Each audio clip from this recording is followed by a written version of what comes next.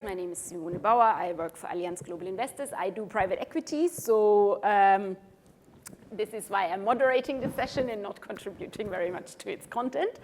And thank you very much for our, three panelists. It would be great if you basically introduced yourselves, one after the other. That would be amazing. Thank you. Thank you, Simone. Sign of the Times, private equity moderator for public markets. Yes. There's very few of us. So thank you for doing that. My name is Thea Jameson, and I'm based in New York City. I manage institutional assets in the emerging and frontier markets. I've been investing in the developing world in public equities for over 25 years, and in Africa, including sub-Saharan Africa, for 20 years. It's a big part of our allocation, and I'm here very excited to share any insight that may come up. Thank you. My name is Ayo Salami. I am a portfolio manager at Emerging Markets Investment Management Limited. Similar to Tia, I have been investing in African public markets for probably now coming up to 25 years. I always tell people when I started Africa, I had black hair and I looked good. This is what investing in Africa has done to me. Well said.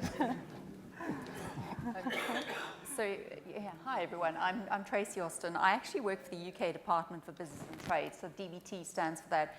And you're probably wondering why you have a government representative on this panel. I think first of all, I'm poacher turned gamekeeper. I've been an investor most of my life. In Africa and other emerging markets, and I have found the secret of hair dye, but otherwise I think it's the same challenge. But I think realistically, I wear two hats in that we look very much at the public side, and I'm sort of running the next panel because the LSE, we do a lot of work with them, and you're going to see a lot of amazing detail and change and positivity. But the other side is we do look at the public side, and almost every event that we have, talk, meet, and we talk to numerous UK companies because that's who we work for in Africa, there's always a massive shortage of capital.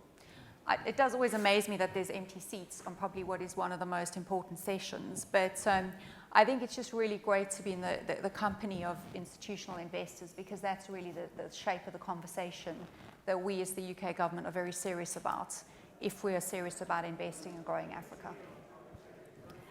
Thank you very much. So just to structure it a little bit, I think what would be very helpful to talk a little bit about, the current market performance, talk, of course, about investment opportunities that you see, the threats and challenges that you see, and then obviously also, I guess, how you see the role of international participants. So I don't know how you want to do it. Do you maybe each want to talk a little bit about the market performance as you see it, and then we just go along, or a little bit? Why don't you start?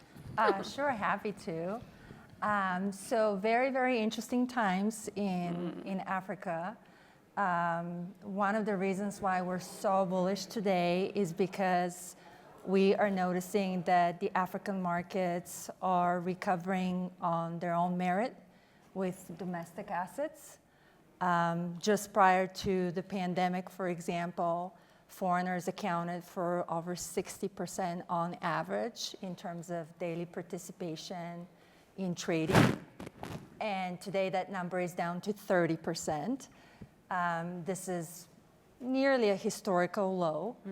And it's a positive development because it tells us that domestic investors are rising, domestic financial resources are growing to support their own markets, and secondarily, these markets are becoming less dependent on foreign fleeing capital. The end result is a healthier market environment, and from a foreigner perspective, a market environment that provides tremendous diversification benefits as it's driven by idiosyncratic risk as opposed to global flows, global headline news, and passive American-based ETFs. Yes. Thank you. Maybe just into volumes stayed roughly the same, or have they, stable, or has it, So in Africa, we've definitely taken 2 steps forward, 1 step back. We're in a recovery mode. The African markets became widely accessible in 2008-9 when the global custody banks included sub-Saharan Africa in their global custody network. And with that, we saw a massive rise in liquidity thanks to primarily American-based mutual funds, which were very successful in raising assets. There was a macroeconomic headwinds and some redemption-driven selling in the 2015 through 19 period, which wiped out a lot of liquidity. Today, we're facing rising liquidity across most markets. And that's driven by, again, internal sources as well as the IPO market opening. I know the Ethiopian Stock Exchange is here today. I'm meeting with them after this. And they're getting ready to roll out, which will be an absolutely wonderful event. So I'll let you add to this, but one thing to keep in mind is that the liquidity that you may see in publicly available sources, very importantly, is not the true liquidity of the markets. On a daily, just about daily basis, we get calls from brokers for blocks, for stock. So the marginal seller is gone. There's pent-up demand to buy. And the sources like FactSet or Bloomberg are completely underestimating the pent-up buying demand. Oh, thank you. Okay. Just to add to some of the points or expatiate on some of the points that Tia made,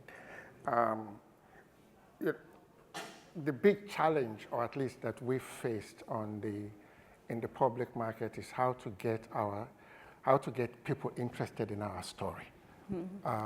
Between 2002 and say 2008, just before the global financial crisis, that wasn't actually a big problem. Everybody was interested in the Africa story, and there was a kind of an Africa rising narrative. And if you had invested in the African markets at that time, let's say 2001 or something, but just before Lehman's happened, the markets had returned something in the order of 5x or 6x. So if you had markets that were doing 30, 40% a year, people, as I always say, if you're making 30% a year, somebody will listen to you and somebody will give you money. But then post the global financial crisis, the performance of the markets has been hit by 2 systemic issues. The first big one, well, they're both related essentially, because funding sources for African governments changed dramatically after the global financial crisis. And most African governments started to rely a lot on public markets for their funding, either Euro bonds or domestic bond issuance. What this has meant is that we've seen a steep rise in domestic interest rates. So a lot of the local money, if you're a Nigerian pension fund manager today, you're getting 27, 28% in domestic T-bills. Of course. What is someone going to tell you about the valuation of Nestle that's going to make you switch from 20, you get that because that's your risk-free rate. And that's the story across a lot of the African markets. And the second problem which we have faced is the fact that post the global financial crisis, we've seen a period of US exceptionalism where the US market has just gone on steroids, and everybody, everyone's given up and just buy 7 US tech stocks and you are bound to outperform the market. And so we're like, you have this amazing US tech stock story, and we're trying to talk to you about banks and telecom companies which don't have that tech they real economy. They don't, I'm talking about someone making bread and someone making flour and telling you this is, you are looking for, what's sexy about that? What's interesting about that? And this has created effectively a jaw where the markets have not been able to move. But this has happened and continued for almost 10 years now.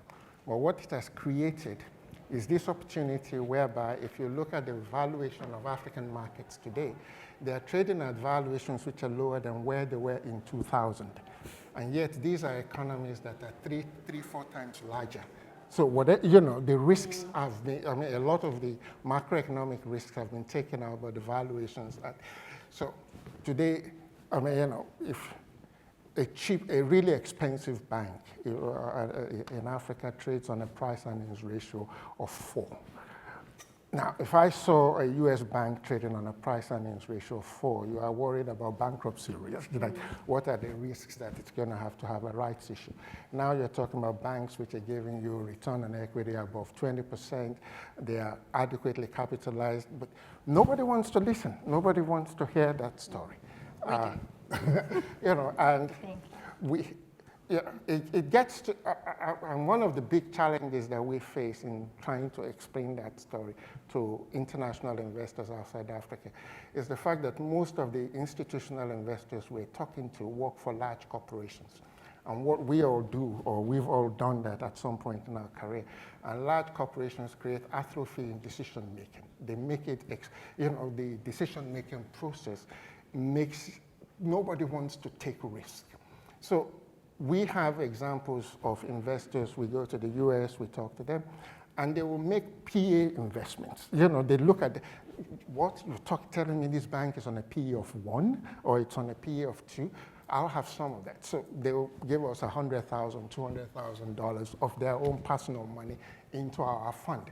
What they won't do is give me $20 million of the institutional money that, and, you know, and I pointed out this anomaly to one of them, and he said, well, you see, you know, you're telling me about portfolio diversification. I've got a portfolio of 1 job. So if I make a mistake, if I go to Africa and it works out, people will just clap for me.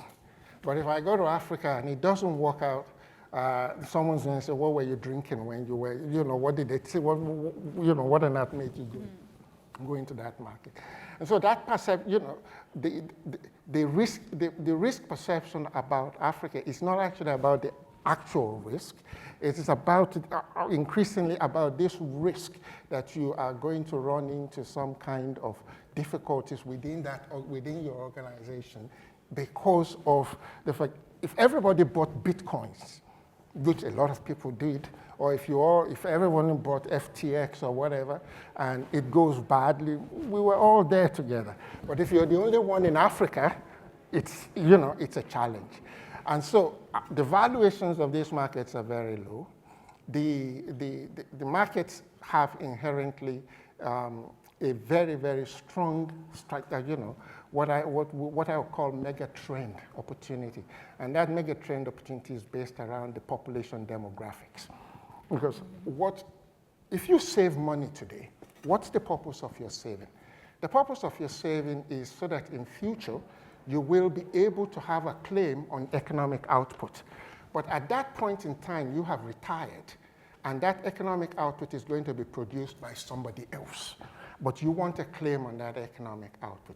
Now, if that economic output is being produced if the economic workforce is shrinking, then you are going to effectively be you competing against those who produce the output. And we're already seeing challenges of that when you look at the problem in the real estate market between young people who say they can't get on the real estate market, they can't buy a house, and their parents and grandparents who already own houses. And that economic conflict will continue. But where Africa works is that in another 50 years, in another 20, 30 years' time, Africa will probably have something close to about 30% of the world's employable population. And that means if you're looking for labor, you know, I've done talks at the AFSIC Deal. I keep telling them, all this problem you're worrying about immigration, at one point you're the one who's going to beg people to come and work here. You don't, you know, today you are saying you don't want immigration. In another, when the economic squeeze of and the economic squeeze of the population demographic becomes apparent, you are actually going to want to import labor to come here. The only solution is some kind of technological change. If you have some kind of technological change that makes, that it substantially increases labor productivity. So there are a lot of structural factors that are in favor of Africa. The continent has had challenges. Can I just, sorry, yes, I hate to interrupt, but I think I just wanted to segue on this point. So we've actually run a series, and I need to point out that our Trade Commissioner, John Humphrey, I don't know where you are, John, he's here today, and John travels this continent extensively, and we've just run a series of workshops with the Nairobi Securities Exchange, the NGX, and I know I think, John, you were just in Ethiopia recently. So what we've actually been doing is exactly to your point. We've started to engage around the narrative, and we've spoken to corporates. So we've actually taken a slightly different view, because unless you confront the elephant in the room, which is currency depreciation and credit risk premia, you really aren't going to have a realistic conversation around performance. And no matter the resiliency of the operational performance, which we know there are hundreds of companies in Africa doing that, they will turn out, as you say, looking weak with low PE ratios. So we've actually started to push for a lot more, not for every company, but for a significant many of them. I sit in Cape Town, the JSE's down the road. There are a lot of them that are going to face delisting if they don't do dual listing. And so that's really where we're saying first of all, we need strong, robust local exchanges for paper so that local investors can buy this. But we also need some kind of mitigation strategy, which is where you need to go to another exchange. And I don't push the LSE because it's the UK. I push them because they're more than 35% covered in Africa. You don't need to be a billion-dollar company. They have 5 market spaces you can play in. And I think that's why we as the government have said it's our duty to understand the limitations around narrative, but not to be naive about the challenges that are very real. And if you want to get big institutional investors to invest, you need to be very frank about what you can and cannot do. So I just thought I'd add on to that. So just to quickly wrap up my point, that when you talk about Africa, or you try to get people to engage or to invest in the continent, there's always just a visceral reaction about risk. And whenever I take investors down to Africa, you're never going to be disappointed, because your expectation is so low. We're going to clear the bar. Doesn't matter where we go, we're going to clear the bar, because whatever you know about Africa, it will always turn out to be far, far more positive and far, far better than where. And so unfortunately also, we're dealing with a continent with 54 countries. So they are all at different stages and different levels, and some of them are still in difficulty, whereas others are actually, if you start talking about Senegal, Rwanda, Uganda, Tanzania, these are all countries which have very, very robust and booming economies. So it's about understanding each country, the opportunities that country represents, and at the end of the day, I say, low PE, high dividend yield, sooner or later somebody will give us a call. But nobody is doing that yet, but I'm sure they will at some point. I feel that the currency headwinds may be turning into tailwinds, I hope. I think for some markets, yeah. Some markets. I think, again, it's a depth challenge. I mean, not because I'm South African, but I think that market's pricing much better than it did a year ago. So is that frivolity amongst investors? I mean, I'm acting as if I'm an investor, no capital being managed here, but I'm being honest around the fact that we really are working. So although we're talking about public markets, we can't disregard what the private markets are doing. Because I think the biggest suffrage that's been happening at the moment has been, and suffrage in the non-voting sense, has been the focus on the lack of capital on the private side for allocations to Africa. If anybody's raising a private equity fund, I don't have to tell you how hard it is to get money at the moment. And ultimately, they actually feed each other. So I would say that the currency is hopefully, because the PE, the gross to net challenge for PE has been the biggest limitation around great local operational performance, but the second you convert it into a real return, it's not there. I still don't think we have enough depth in terms of the hedging capability, the predictability of and that's not something we can solve as a trade. I mean, I think that goes to the great donor institutions and some of you mentioned our sister institution, the AFSIC. We do need to see more capacity building happening in that sense, where we need deeper currency markets. But again, we need to get our local institutions. I don't know, is anybody from a local pension fund in the room?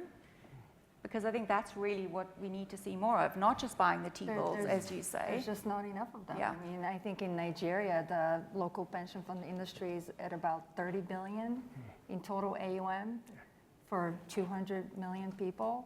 The state of Washington has 10 million people with 250 billion in pension fund assets. So the numbers are so skewed. I mean, the good news is that the Nigerian pension fund industry is growing at 25 to 30%. But still, it's off a low base. I feel that the currency situation is on a good path at this point. From my global perspective, the currency issue was not an Africa-only issue. That's a very fair point. I agree with We that. saw currency headwinds across any and all markets. The dollar has been a king for nearly 15, well over 10 years. And the part where some African countries got in trouble was just keeping the currency pegged, fixed for way too long, not acknowledging the external environment. But those two or three big situations seem to have been resolved, with Nigeria, Egypt floating the currency. So hopefully we're on a path of structural change. So today I feel that the economies are recovering on their own merits, broad-based recovery, whether it's trade, commodities, agriculture. You have some dollar stability. We don't need to have the dollar collapse for those markets to do well. We just need a fairly stable environment. We need it a little bit more stable. Right, yeah. right. And then there's some structural changes, such as the Africa Trade Agreement, which I'm very, very optimistic about. I know it's kind of been slow in the initial stages, but to think that intra-Africa regional trade is less than 20% of GDP is absolutely, that's low-hanging fruit. And all you need to do is look at the EU example and how that union and free trade zone has evolved and made a difference for people's lives and economies. And then, of course, the political changes, which being in South Africa, I think that the entire continent is watching the new government of national unity, and I think there's a lot of optimism. Yeah, I think, and I wear a Pan-African hat, so although I live in Cape Town, I think the thing is, we've seen some challenges in West Africa. I think one of the things that positively maybe has helped somewhat is also no blanket debt forgiveness, which is, I mean, I'm old and that I can tell you, I remember the HIPC and those kinds of time, and you think of it in the same.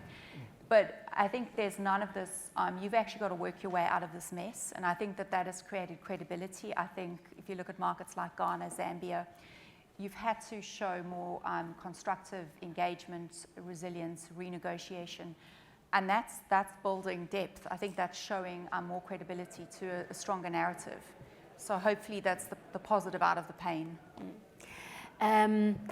Maybe let's focus a little bit on key sectors. Where do you see, which sectors do you see as, growth opportunities? I mean, in a little bit closer in time than, the emerging African middle class that that we've been talking about for a long, long time. But in private equity, we do that too, right? I mean, every company is kind of trying to cater to the growing African middle class, but we all know we have kind of 54 African growing middle classes, and they all have different price points, and so I think that is a little bit, there is not one growing African middle class, I think, and also that middle class is probably more around, I don't know, $100 to $500 in monthly earnings, rather than what a lot of European or US investors understand when they hear middle class.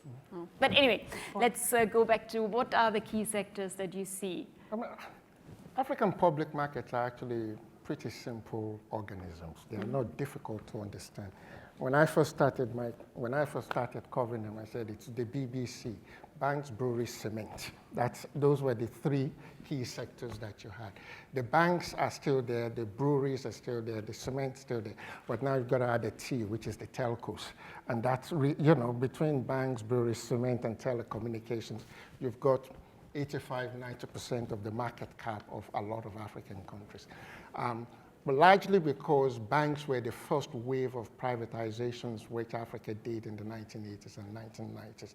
Banks would on average make up something in the order of about 45 to 50% of the capitalization of any African market. But unfortunately, these are still proper banks. You know, they have branches, they collect deposits, they make bad loans. They're still, you know, they're still bog standard banks that anybody can understand.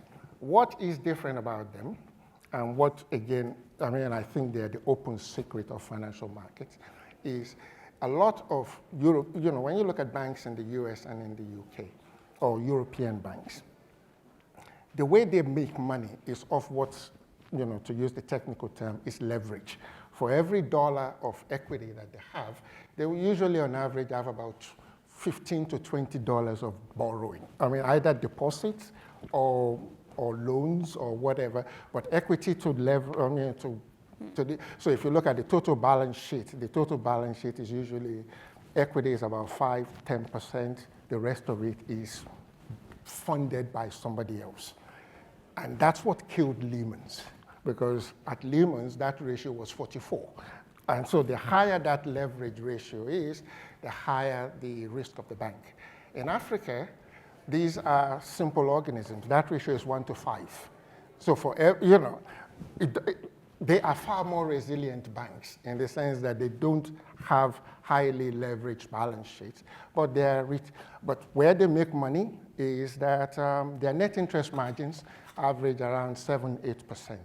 Now, bankers in Germany will eat their children for 3, 4%. You know, if they could get 3, 4% net interest margin in Germany, they will, and I know they like their children, but for 3, 4%, they will eat their children. Whereas, you know, a German bank will struggle to get to 2% net interest margin. Whereas what you end up with in Africa is you have savings, I mean, you know, CASAs, current account and savings account, on which you pay nothing, and then you give the money to the government on which you're getting 20% in T-bills, so your net interest margin is 8, 9%. And once a bank is making 8, 9% on net interest margin, it doesn't really need leverage to be able to make money. So, and that dynamic, I think, would still remain. I think that those margins will compress over time, but I've been forecasting them to fall for a very long time, and they've still stayed very, very healthy. So, I mean, you know, the other joke I tell people is if you see an African banker jump off a skyscraper, follow him. There's money in it. If there's no, you know, everything they do, they make money, and they are some of the most profitable banks in the world. Then you move, I mean, you know, to the other sectors, which is the brew, you know, a lot of, we talk about them as consumer goods companies, but it's breweries mainly. And the brewing sector has done, I mean, you know, again, it's about, you know, when you look at the average number. So the per capita consumption of alcohol in Africa today is roughly around about 12 liters per capita. Then when you go to South Africa, it's about 60 liters per capita.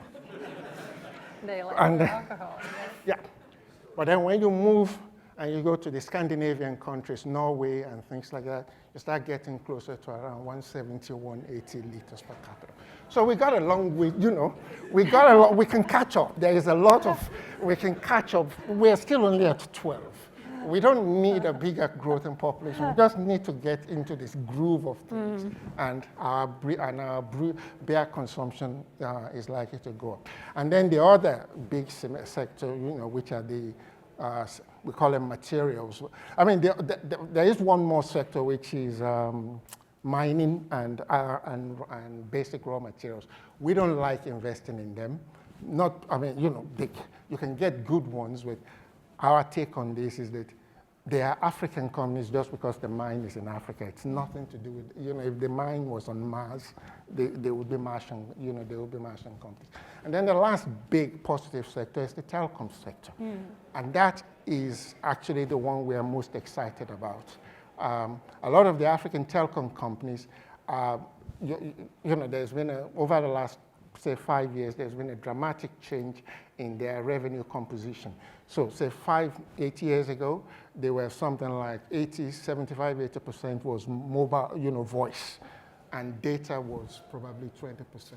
Today, that ratio sits roughly around half and half. But the big change is mobile money and money transfer. And the best examples are in East Africa where, Safaricom now, Safaricom is a systemically important company to the Kenyan economy. What we miss, and these are real economy businesses. And when you go and talk to somebody, they want to hear about unicorns. They want to hear about apps. They want, fintech. Fintech. And it leads to ridiculous valuations. So there's a fintech company in Nigeria called Flutterwave. Great I know company. it well. Yeah. Great company. And I'm not slagging them off or anything. It's a very well managed, very well run company. But I don't think Flutterwave is going to make $100 million of profit in my lifetime. Yet, it has a valuation which is bigger than that of the bigger, some of the big banks in Nigeria who are already making $300-400 million of annual profit. But the guys in Silicon Valley, it's a fintech. The valuation is just going to go up. And so that's what we're missing. We don't have these fintechs. And it makes our story in a world of technology look stale, and it looks unimpressive. But I'd rather buying, it makes some bad loans, but it pays a dividend. I'd rather take that. Can I Yes, caveat of course. that? Again, secondhand information from all the roundtables. So I think a couple of things. One is definitely what we call digital infrastructure, and we just don't have enough data centers on the continent. So I think that's a pretty clear path to liquidity for most investors.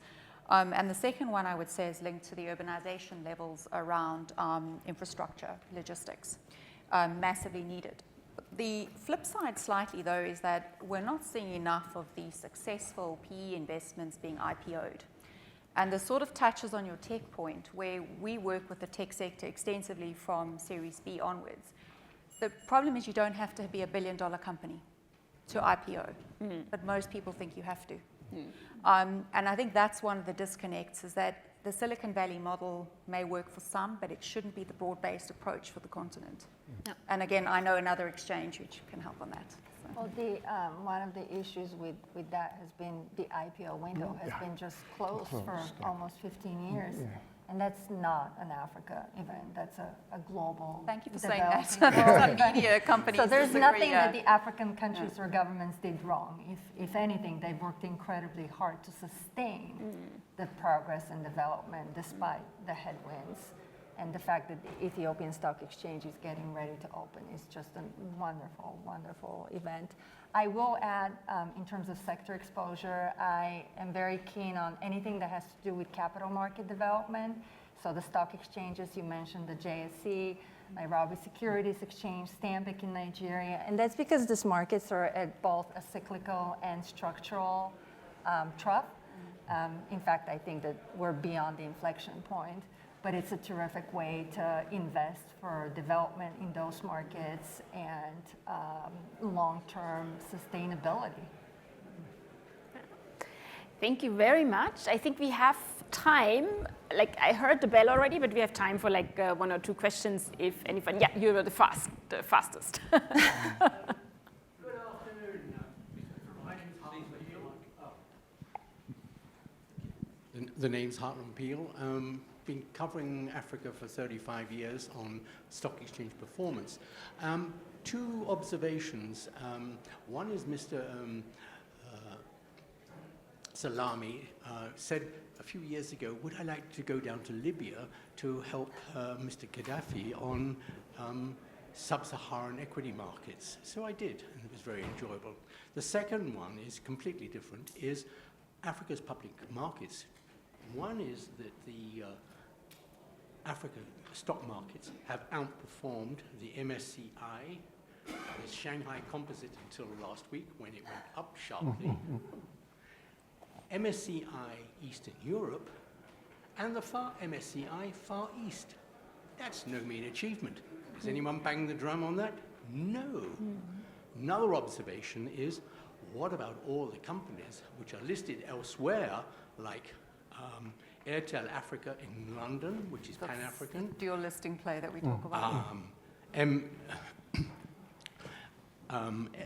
Then you've got Jumaya in New York. You've got various funds and companies which are listed in New York. You've got mining companies in Toronto, which are listed which are operational only in Africa.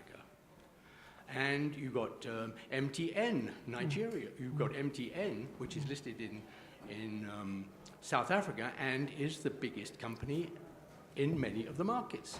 So there's a huge opportunity here where you do have liquidity because they're on international markets, and you've got good, profitable companies. And the other thing is they're all with financial statements which are IFRS. And you can read them, and they're in English. Helps a lot of people.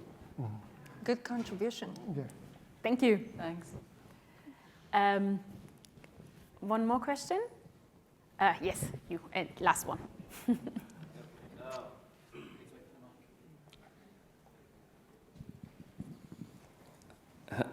My name is Vikram Gursahani. I'm from Nigeria. I work in we have a industry there, flexible packaging.